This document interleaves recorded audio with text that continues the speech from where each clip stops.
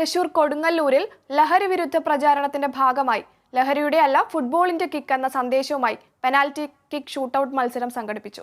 Kodungallur SI Harold kick off ചെയ്ത് ഉദ്ഘാടനം ചെയ്തു. മത്സരത്തിൽ എറിയാട് സൗഹൃദ ക്ലബ് A ടീം വിജയിച്ചു. ലൈബ്രറി പ്രസിഡന്റ് TK നസീർ അധ്യക്ഷത വഹിച്ച പരിപാടിയിൽ വിജയികൾക്കായി SI സുരേഷ് ട്രോഫി സമ്മാനിച്ചു. യൂസഫ് അലി കേച്ചേരി കവിതാ പുരസ്കാരം ബക്കർ മേത്തലയ്ക്ക്.